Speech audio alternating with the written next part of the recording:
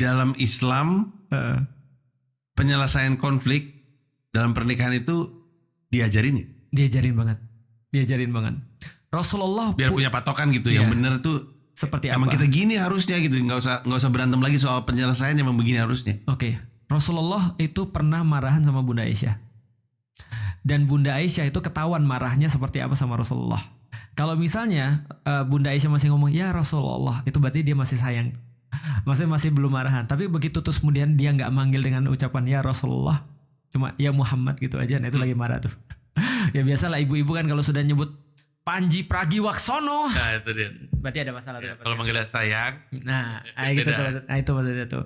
Nah, jadi itu ketika ada masalah seperti itu, pernah satu waktu mereka bermasalah dan akhirnya Rasulullah Muhammad minta bapaknya untuk tolong dong kami ditengahin gitu, maksudnya karena kami sudah nggak bisa nengahin diri sendiri lagi. Setelah ngobrol, oke, siapa yang mau duluan? Ya udah Bunda Aisyah aja duluan. Dia ngobrol sama bapaknya Abu Bakar. Nabi Muhammad tuh gini nih. Pokoknya gini segala. Sampai keluar satu kata yang agak nggak pas. Nabi berbohong. Langsung digampar sama bapaknya. Nggak mungkin ya Nabi Muhammad berbohong ya. Ini Nabi loh yang kamu ngomongin. Hati-hati kamu jaga omonganmu. Setelah dipukul, Nabi malah bilang gini.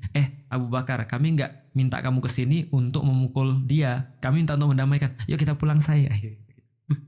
Itu cara mendamaikan, artinya bisa jadi dengan orang lain gitu kan ya. Common enemy. Betul, common enemy bisa jadi terus kemudian dengan komunikasi biasa. Jadi komunikasi biasa. Kalau aku di rumah, aku memanfaatkan itu sih. Aku kalau lagi ribut sama Ummu Alila ya, supaya kita nggak ribut lagi, kita ngomongin orang.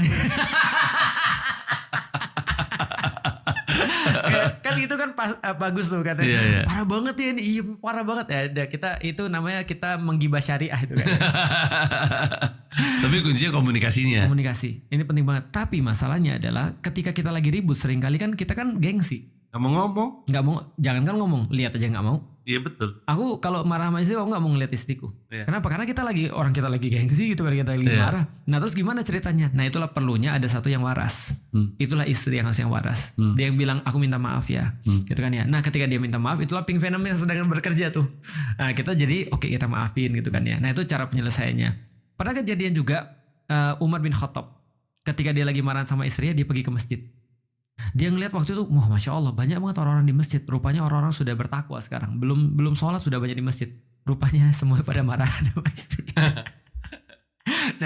Nah itu membuktikan ketika kita lagi bermasalah sama istri, kadang-kadang kita perlu untuk kemudian menjauh sedikit supaya kita tahu masalahnya itu apa. Karena kita nggak akan pernah bisa nyelesain masalah kalau kita masih di dalam masalah itu. Nah maka kita perlu terus kemudian bisa jadi untuk keluar atau misalnya untuk diam sebentar dan segala macam. Nah, itu sih. Tapi by the way ini juga jangan sampai dimanfaatkan sama suami-suami udah jelas dia yang salah terus dia yang menuntut istri